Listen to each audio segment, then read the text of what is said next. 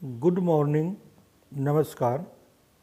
Today I am going to present a video on evaluation of symptoms, part 7. In this video, we start from point or rule number 51. Characteristic concomitant always appears much before the appearance of diagnostic sign and symptoms. Characteristic concomitant always appears much before the appearance of diagnostic sign and symptom. Hence, warning the patient about the suitability of time to start with a rational treatment. This point explain characteristic concomitant always appears before the appearance of diagnostic sign, as like dilatation of pupil before attack of epilepsy, pain in head before onset of menstruation.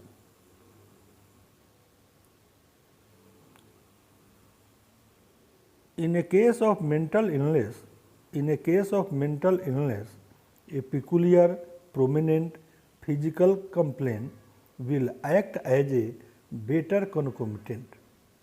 In a case of mental illness, a peculiar prominent physical complaint will act as a better concomitant.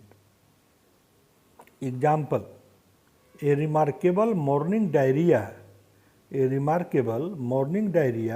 aggravates soon after the foot touches the floor. In case of chronic endogenous depression, needs natrum salve.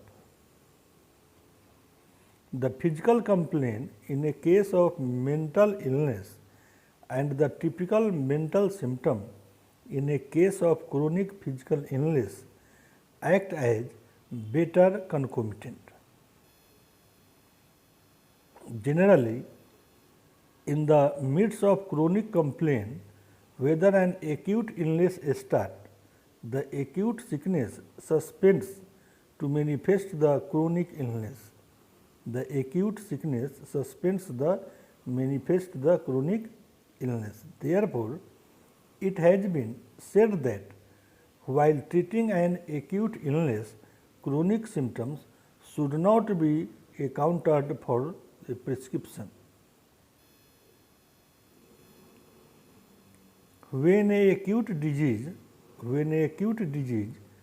supervenes a chronic disease of irreversible pathology, the acute symptom will not be capable of suspending chronic symptom. Rather, they all will coexist. Example: when an acute episode of fever, diarrhea or cold and cough appears in an advanced case of cancer, then the long run symptoms of cancer will continue to coexist with the acute complaints. The physician should have to consider both the symptoms in his palliative therapy. So, importance or use of palliative therapy required in this condition. When a chronic illness, the well chosen simillimum in all potencies fail to respond, then prescription covering the miasmatic influence will be of positive help in curing the case, or reactive medicines which stimulate the dull vital force are to be given. The prescription is also a concomitant type. Example: the regular night bone pain in a calcarea curve in varying potencies, but a dose of cephalinum covering the miasmatic symptoms of night aggravation helped her permanently. So, this is the beauty and use of the cephalinum or anti-miasmatic medicine. Two acute disease can never constitute a complex disease. The two acute disease can never constitute a complex disease. It is only two chronic disease of dissimilar type that give birth of a complex disease. One acute and one chronic disease also can never make a complex disease. So, always two chronic disease of dissimilar type give birth of a complex disease, not two acute disease or not one acute and one chronic disease. Acute diseases are self-limiting diseases. Acute diseases are self-limiting diseases. The so-called sequelae of acute diseases as claimed by the modern medicine are nothing but the way the body is reacting to the post-illness status in relation to the already existent miasm which was suspended by the acute miasm. There are the miasmatic influence of psora which again cropped up to the surface of the body at the weakest period, that is the convalescent period of the acute disease. The better the acute disease is treated, the less likely there are to be any sequelae. This does never mean that one should prescribe a suitable anti-psoric remedy in the midst of the treatment of acute illness.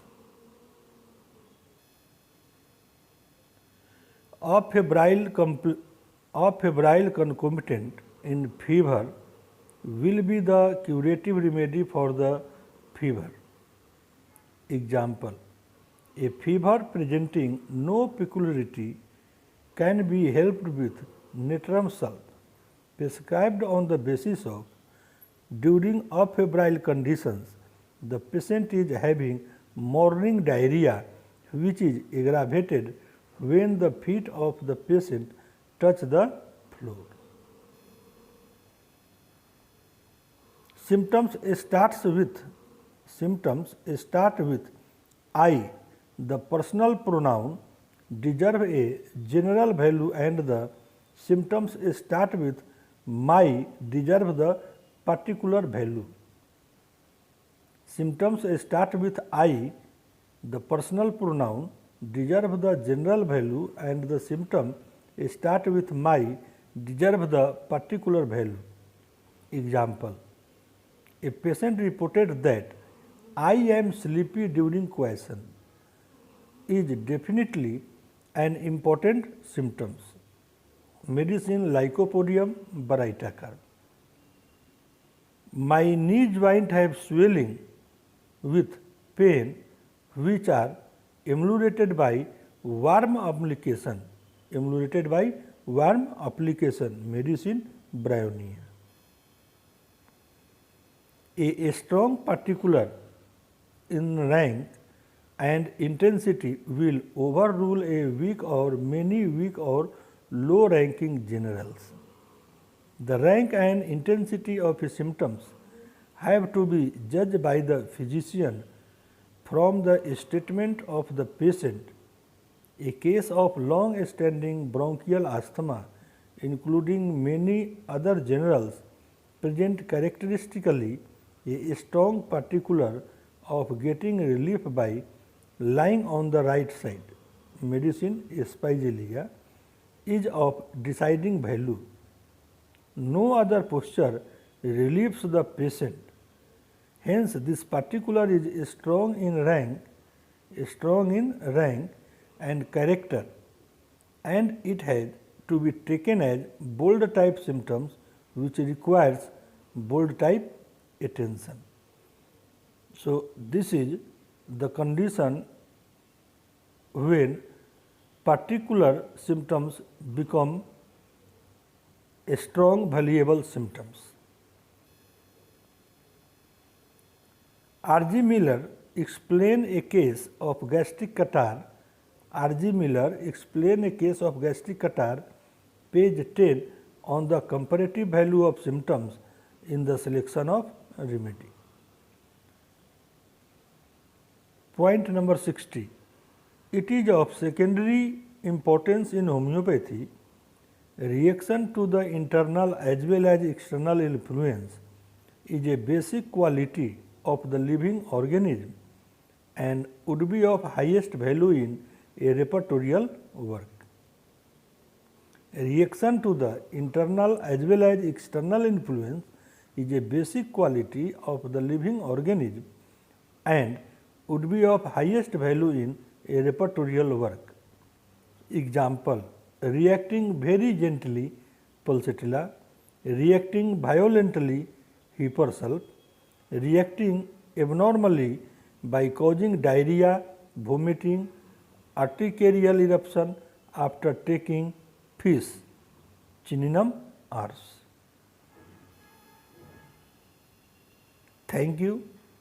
In next video, we see or others rules 60 onwards. Thank you for watching. Like, share and subscribe.